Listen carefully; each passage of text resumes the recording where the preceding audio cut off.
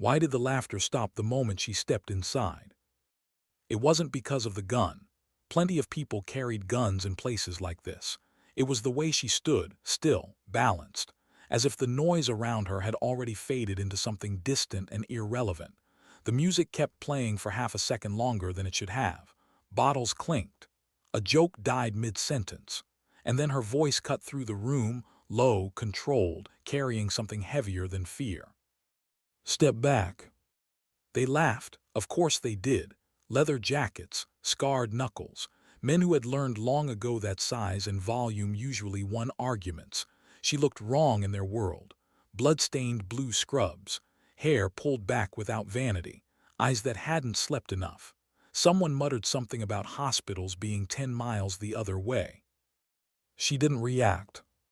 "I'm here for my son." The words landed differently. Not louder, just sharper, as if they had been waiting to be said for a long time. Inside her chest, anxiety twisted like a living thing. 72 hours without his voice. 72 hours replaying the last text again and again. "Mom, need help." She had imagined every ending, none of them merciful, but she had learned something years ago in places that didn't appear on maps. Panic wastes time. Time gets people killed. So she breathed, slow, counted exits, counted hands, counted who moved when she shifted her weight half an inch left. They saw a tired mother. What they missed was the quiet math running behind her eyes. Someone big stepped closer, too close. She adjusted without thinking, keeping her back toward the wall. The movement was subtle, but it came from muscle memory carved deep by nights filled with rotor wash and screaming radios. Her finger stayed indexed along the frame. Not a threat, a promise of restraint. "Where is he?" The question wasn't emotional. That scared them more. A few glances were exchanged. Denial followed. Lazy, automatic. She named details instead. License plate numbers, timestamps, the warmth of an engine still cooling in the parking lot. The room shifted. The laughter didn't come back. Inside her, doubt whispered. "What if you're wrong? What if you're already too late?" She pushed it down. Doubt had its place. This wasn't it. Someone lunged. Her body responded before her mind caught up. Step, angle, leverage. The motion was efficient, almost gentle, but the result sent a grown man stumbling back, swearing in surprise. The room froze. That wasn't luck. Everyone knew it. She felt the familiar burn in her shoulder where old injuries lived. Felt the exhaustion catch up for half a heartbeat. She ignored it. Mothers don't get to be tired when their children are missing. A voice from the corner told everyone to slow down. An older man, a medic. He was watching her the way soldiers watch storms, recognizing patterns before impact. He'd seen this posture before, somewhere far away, somewhere loud. Outside, engines idled. Inside, fear crept in sideways. When someone threatened to call the police, she almost smiled. Let them. The truth was already moving faster than anyone in the room realized. "I'm not leaving," she said quietly, "not without him." And for the first time, a few of them believed her. But there was something she hadn't told them yet. Not because it was a threat. Because it was a truth that changed everything. Why did the room feel smaller once the weapons came out? She noticed it before anyone else. The way shoulders tightened. The way bravado cracked just enough to let uncertainty leak through. Fear doesn't always arrive screaming. Sometimes it whispers. Her mind split into layers the way it always did under pressure. One tracked movement. One tracked emotion. One stayed with her son, 19 years old, stubborn, kind, too honest for his own good. She remembered teaching him how to drive. How he used to check mirrors too often because she told him awareness mattered. Awareness mattered now. Someone mentioned federal investigations like it was a bluff. She didn't blink, because it was. When she reached into her pocket slowly, every gun in the room followed her hand. She felt their fear spike. She pulled out paper instead. A schedule, a timeline, proof that good kids don't vanish quietly. "My son doesn't disappear," she said, Someone makes him. That was when the silence truly settled. A man near the bar cut his hand on broken glass. Blood. Fresh. Red. Her body reacted before permission arrived. She stepped forward, weapon lowering automatically as her other self surfaced, the one trained to keep people alive while the world fell apart. Pressure, elevate. The authority in her voice startled even her. The room obeyed. 3 seconds, that was all it took. Assessment complete, non-lethal, treatable. Relief washed across the injured man's face. Confusion followed. How could she know that fast? Experience, she thought. The kind that costs something every time you earn it. The older medic stared at her like he was looking at a ghost. He asked the question carefully, respectfully. "Where did you serve?" Her jaw tightened. "I didn't," she said. It wasn't a lie, not exactly. It was a boundary. Outside, a van idled too long. Inside, panic bloomed. Radios came out. Hands shook. This was the moment she'd been waiting for, the fracture point where truth pushed through denial. "All stations," she said suddenly, voice snapping into something colder. "Stand down." They froze. She hadn't raised her voice. She hadn't explained herself. She hadn't needed to. Command wasn't volume, it was certainty. Someone demanded to know who she thought she was. She didn't answer. Instead, she let them see the edges of something official. A credential, not opened, not explained, just enough. The older medic inhaled sharply, memory finally snapping into place. Stories from VA halls, names spoken with quiet reverence, women who flew into hell and back because someone had to. Before anyone could press her further, headlights washed across the windows. Doors slammed. Boots hit pavement in unison. She looked out and closed her eyes, not in fear but relief. They were here. "I called them," she said. The betrayal they felt was loud. The calm she felt was deeper. But even now, with her son moments from safety, there was one truth she still hadn't shared. Because once it was spoken, there would be no going back. What does it cost to tell the truth when silence is safer? Federal agents filled the room with disciplined inevitability. No shouting, no chaos, just control, the kind that doesn't need to prove itself. When they said her son was alive, the strength finally left her knees. She didn't collapse. She swayed, caught herself. Warriors don't fall when it matters. "He's safe," they told her. The words hit like oxygen after drowning. Her gun felt heavy now, unnecessary. She lowered it slowly, let herself breathe for the first time in days. Relief hurt more than fear ever had. Questions followed, about her training, her movements, the things that didn't fit civilian explanations. She listened, calculated, decided. When the torn fabric revealed ink beneath, the room shifted again. Respect replaced hostility. Fear turned into distance. Symbols have power, especially among those who understand what they mean. She told them enough. About flying into darkness. About hands slippery with blood that wasn't hers. About choices that never made headlines but haunted sleep forever. She didn't glorify it, she never did. When she spoke of why she left, her voice almost broke, not from shame, from anger held too long. Families deserved truth. She chose them over medals. Someone asked if she regretted it. "No," she said, and meant it. The operation continued around them, but her focus narrowed to one thing, her son's voice crackling through a radio. Alive, apologizing, brave in his own way. "I'm proud of you," she told him, and in that moment every sacrifice felt justified. The future loomed uncertain. New names, new places, protection protocols, loss disguised as safety. She felt the familiar ache of starting over. But she had done that before. A challenge coin pressed into her palm before she left. A symbol from men who finally understood that courage doesn't always look like them. Outside, the night air was cool, honest. She walked toward what came next without knowing all the answers, just the one that mattered. Her son was safe, and she was still standing. Sometimes strength isn't loud. Sometimes dignity doesn't explain itself. It simply acts. And when it does, the world adjusts. Why did the room feel like it was holding its breath the moment she said his name? Not shouted, not begged, just spoken clear and steady like a coordinate dropped onto a map. Tommy Martinez. Something changed after that, not in her, in them.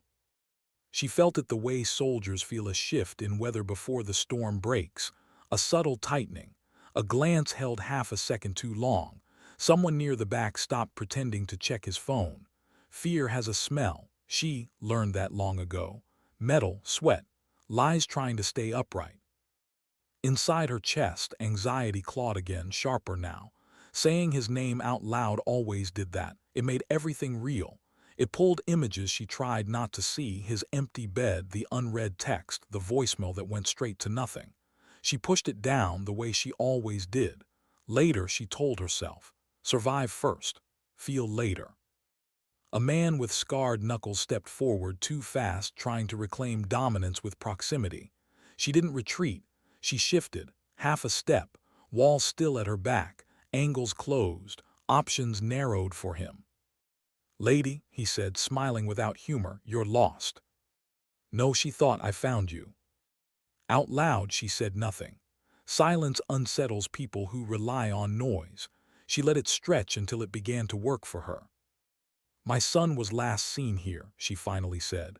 "Blood on his hands, not his, fear in his eyes, that part you won't understand unless you've seen it before." Her voice didn't shake.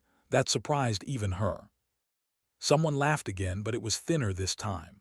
Forced. A performance for courage that wasn't showing up on cue. She named more details. Times. A motorcycle cooling in the lot. A license plate she'd memorized under bad light because memory was something she trusted more than hope. A few of them looked away. That was when she knew she was close. Inside, another voice whispered, "What if this goes wrong? What if you push too far?" She answered it the way she always had. "Then I adapt." A sudden movement, someone lunged. Her body responded without permission. Training took over, clean and efficient. She stepped offline, rotated her shoulder, trapped the wrist, redirected momentum. The man stumbled back, shocked not by pain but by how easily it had happened. The room froze. That was the moment they stopped seeing a desperate mother and started seeing something they couldn't quite name. Her heart pounded now, not with fear but with the familiar edge of control. She hated that feeling, loved it once, buried it later. It was back now whether she wanted it or not. "Easy," an older voice said from the corner. She noticed him then. The medic, whiskey glass, watchful eyes. He wasn't staring at the gun. He was watching her feet, her breathing. The way she held herself like balance mattered more than intimidation. He'd seen this before. Someone threatened police. She almost welcomed it. "Please," she said softly, "call them." The words landed heavy, because they weren't bluff. She reached into her pocket slowly, deliberately, making sure every eye tracked her hand. Paper this time. A schedule. Proof of routine. Proof that good kids don't vanish quietly unless someone helps them. "My son doesn't disappear," she said. "Someone takes him." The silence that followed was brittle. Then blood appeared. A young man near the bar cut his palm on broken glass. Not deep, not deadly, but messy. He swore loudly, holding it up like evidence of chaos. She moved before thinking. Her weapon lowered automatically. Her other self surfaced, the one that counted heartbeats instead of exits. She stepped close, eyes sharp, scanning the wound. "Pressure, lift your hand, higher."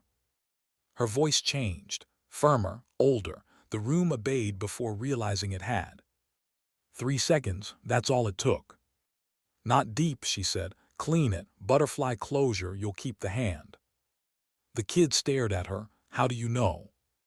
"Experience." She didn't say it out loud this time. The older medic set his glass down carefully. studied the blood on her scrubs. Some of it was old, some was. He knew the difference.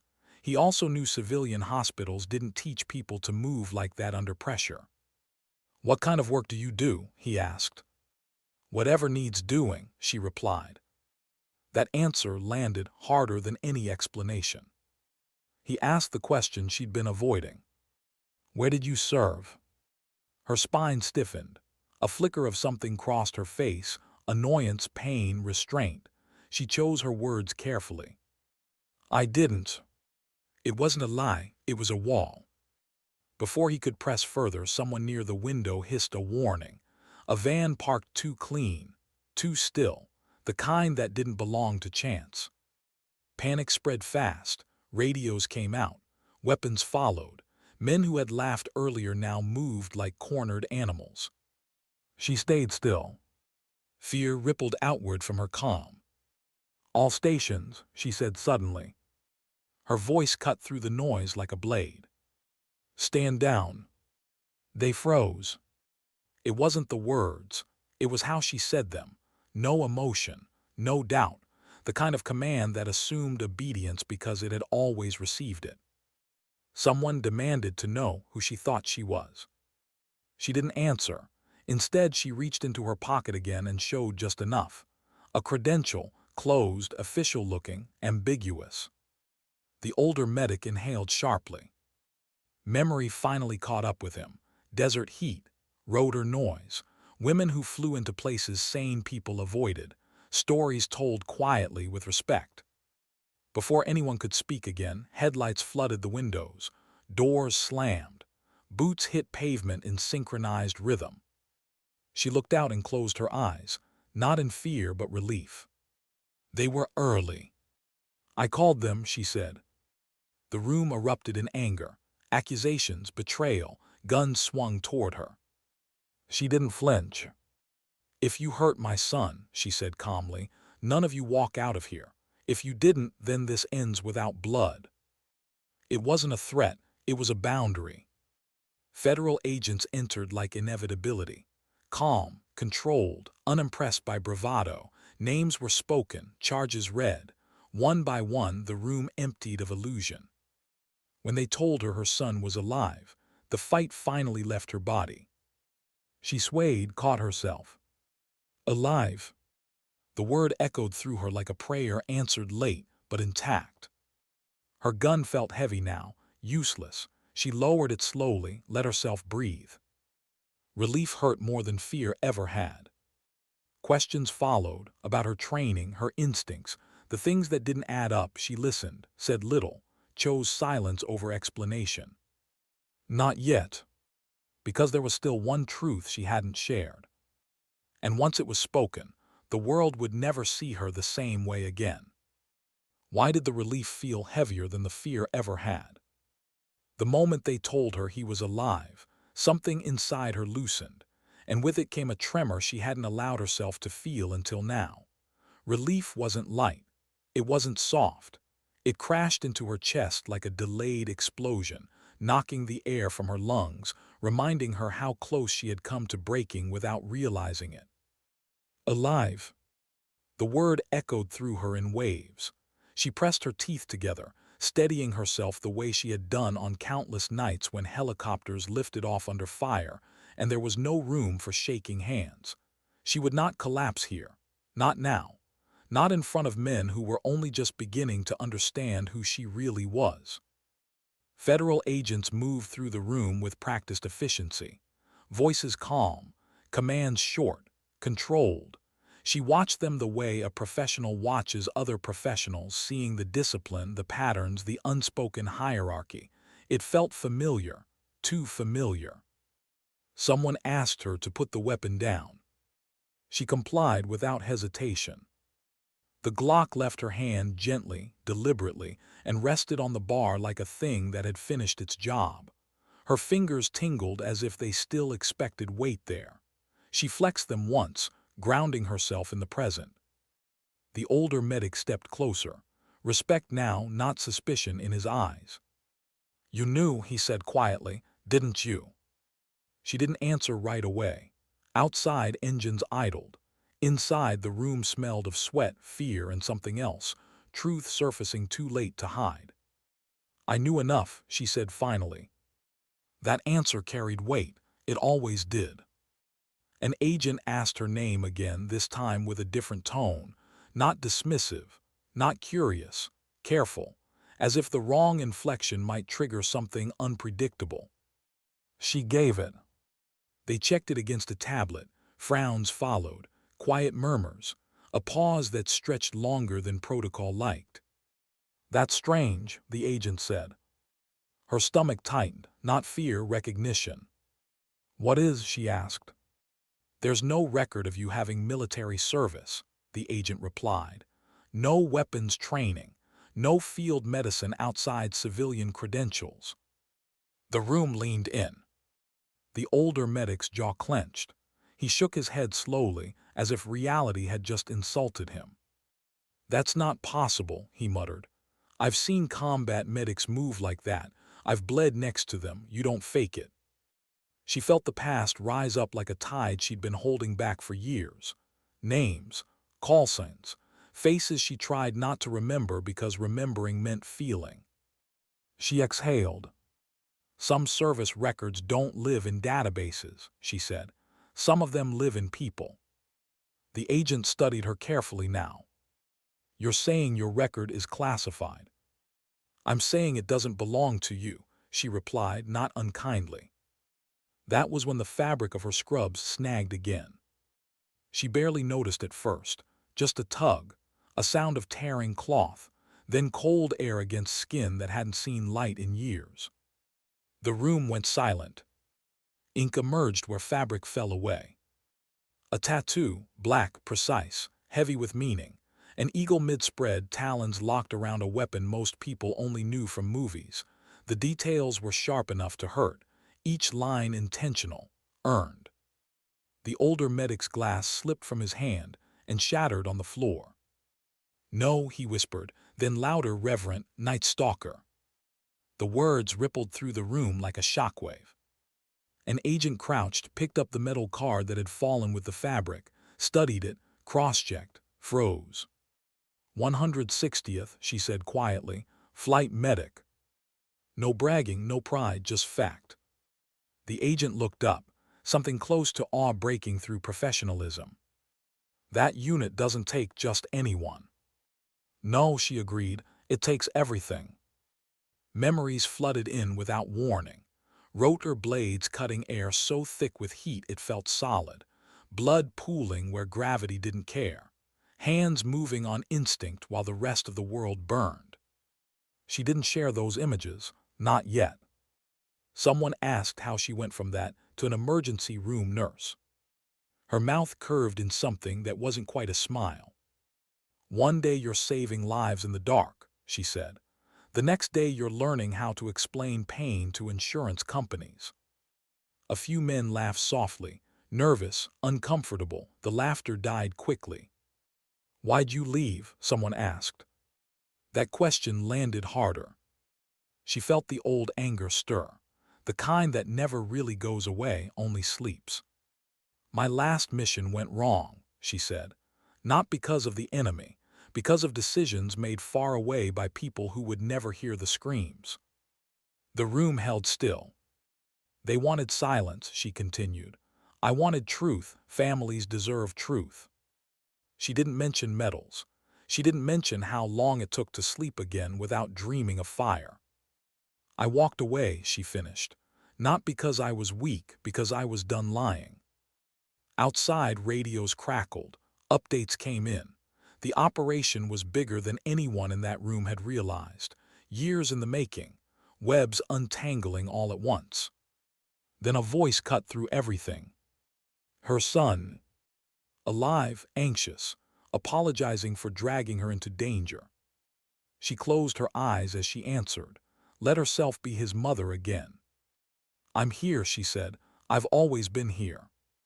When the call ended, she stood there for a moment, stripped bare in ways that had nothing to do with torn fabric. Seen, exposed, no longer underestimated.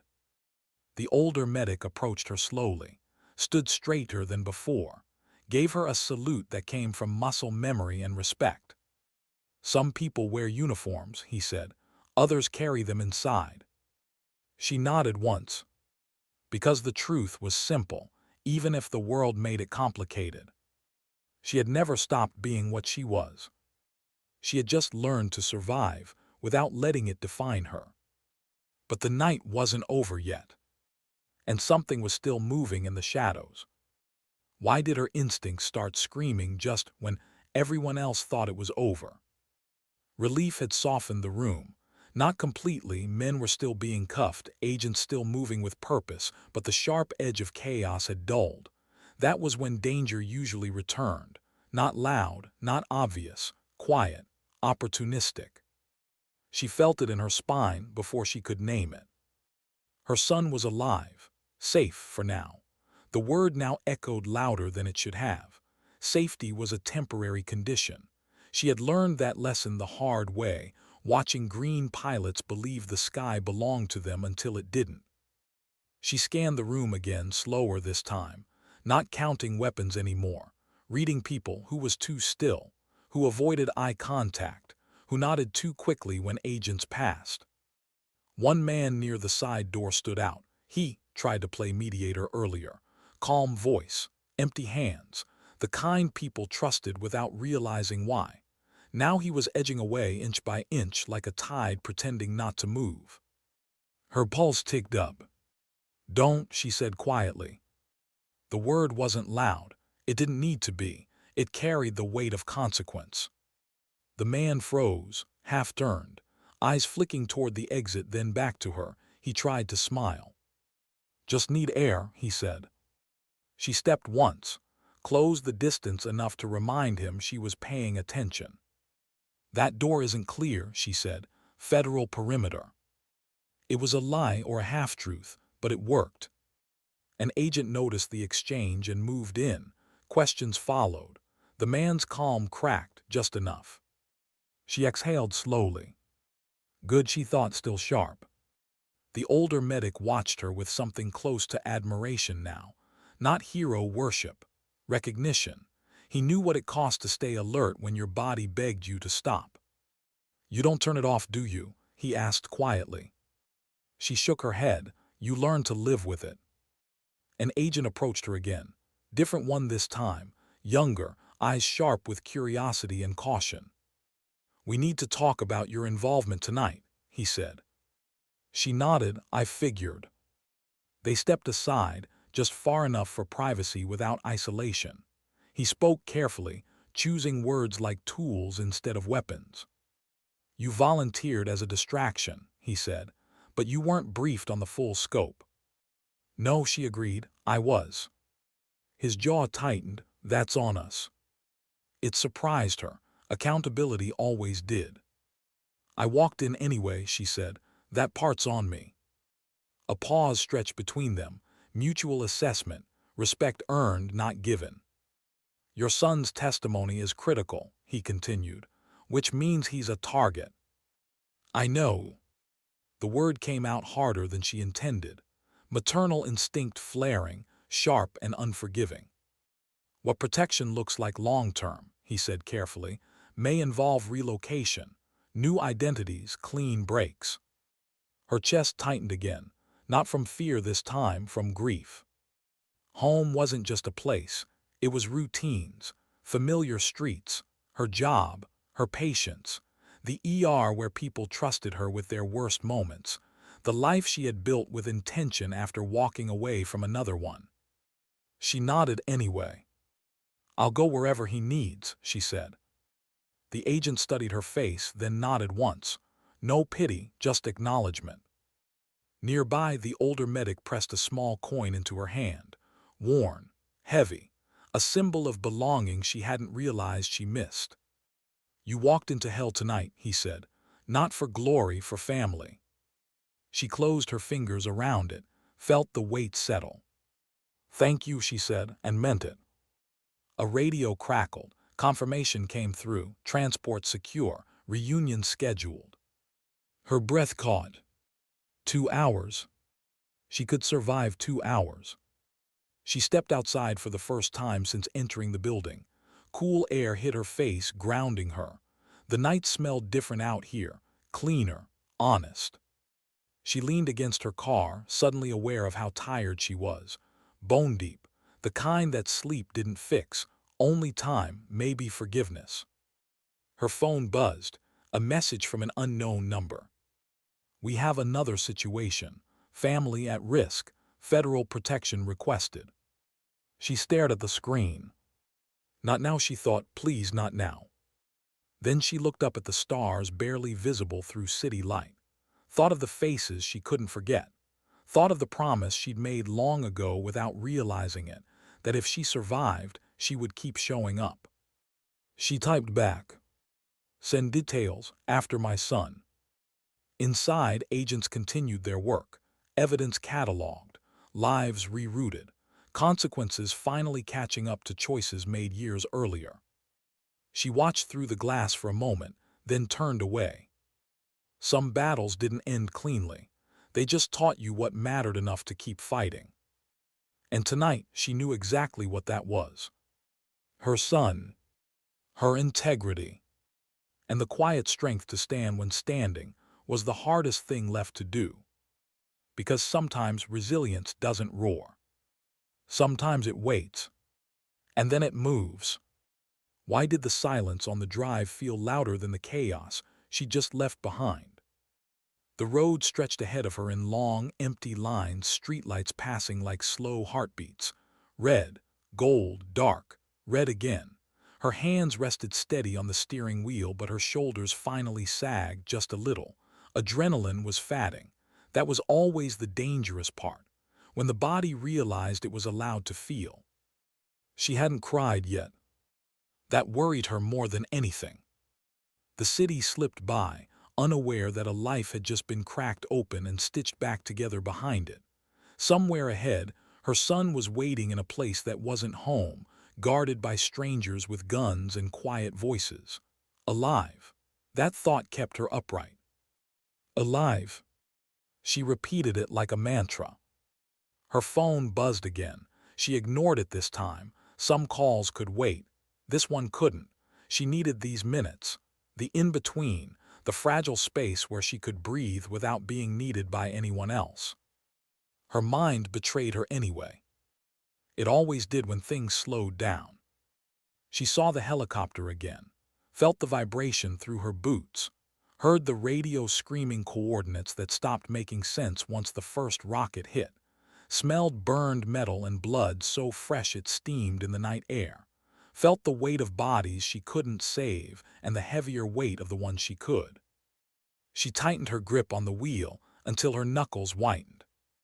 "You're here," she reminded herself. "You're driving, you're not there anymore."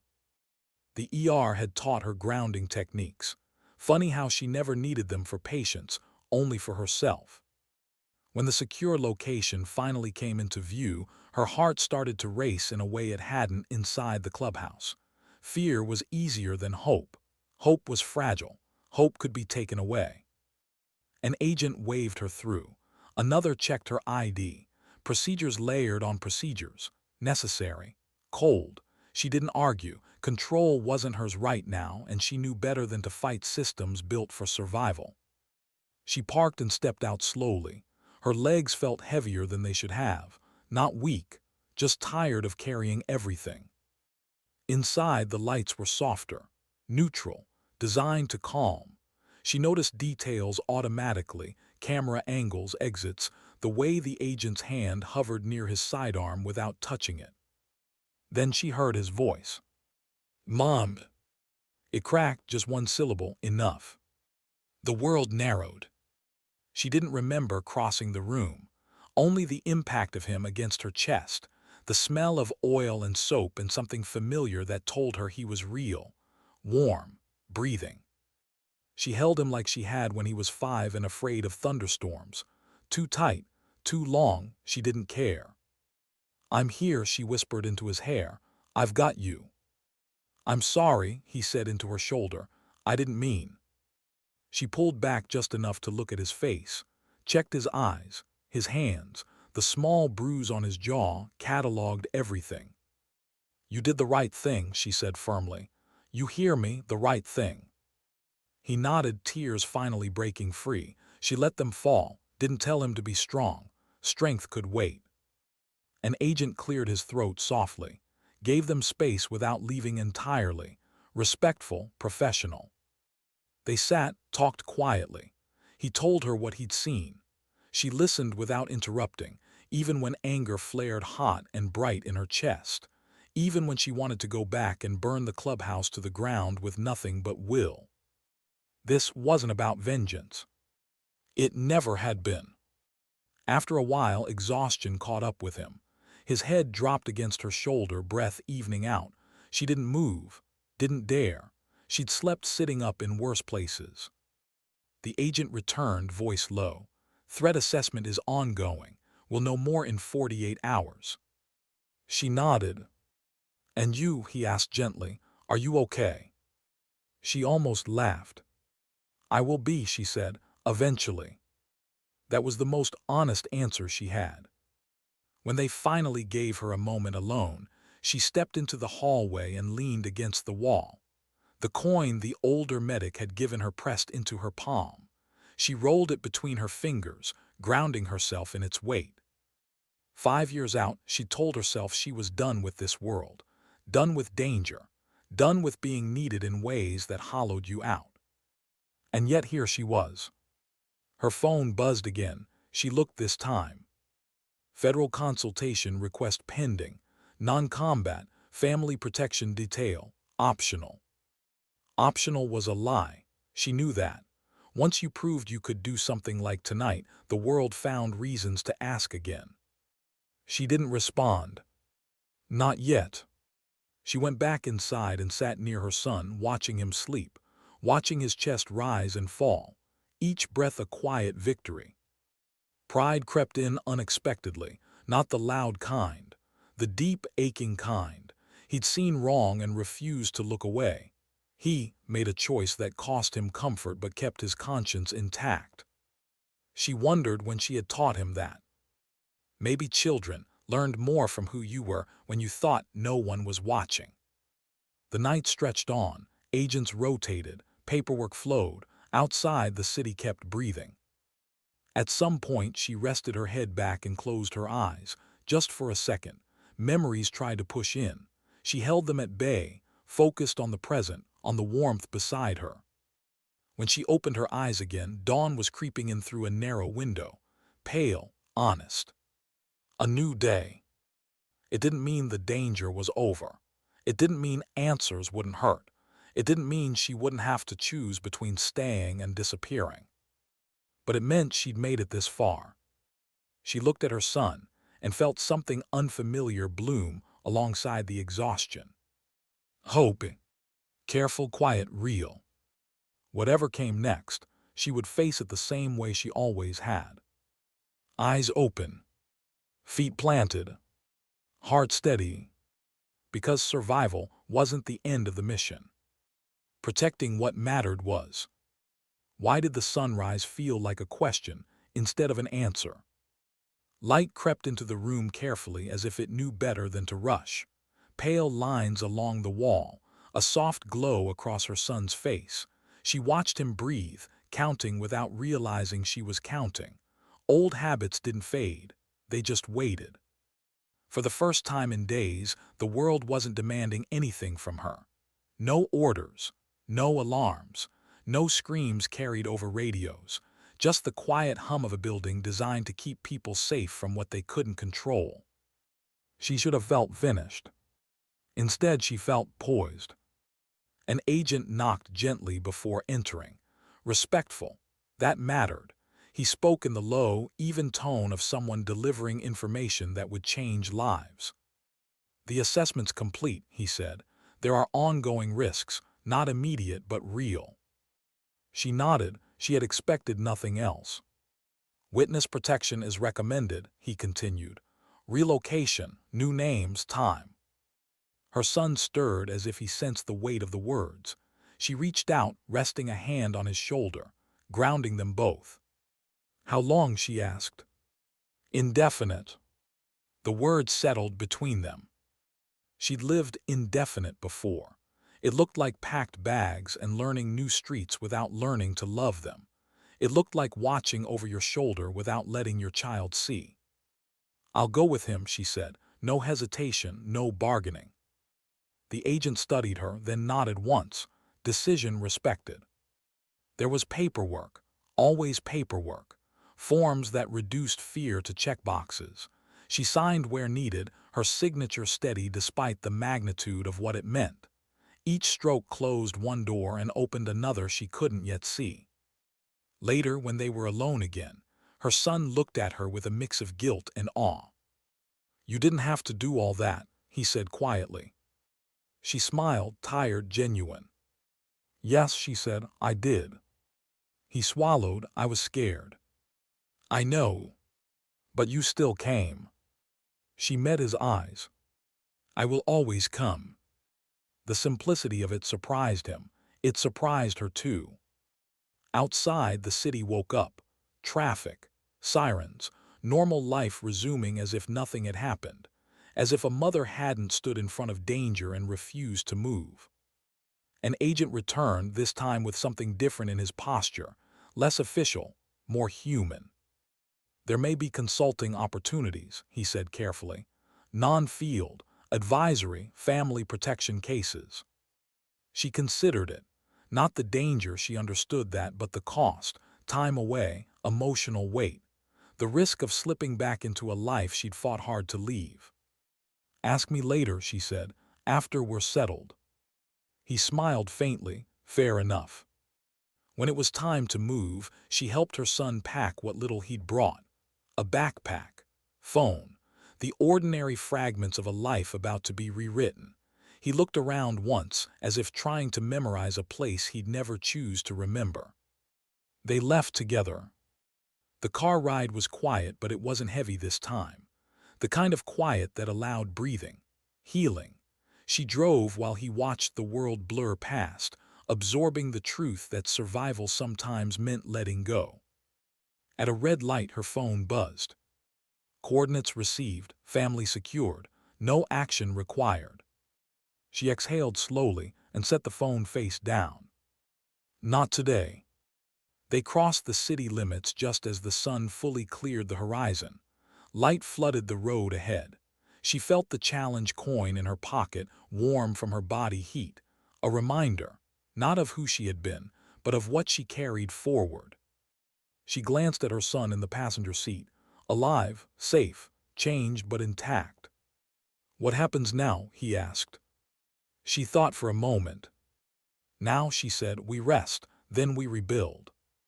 He nodded, trusting her the way children do when they finally understand that their parent is human and still chooses to stand. As the miles rolled on, she felt something settle inside her, not closure. Life rarely offered that, but clarity. She wasn't running. She was choosing. Choosing protection over fear, truth over comfort, presence over silence. The battlefield had changed, but the mission hadn't.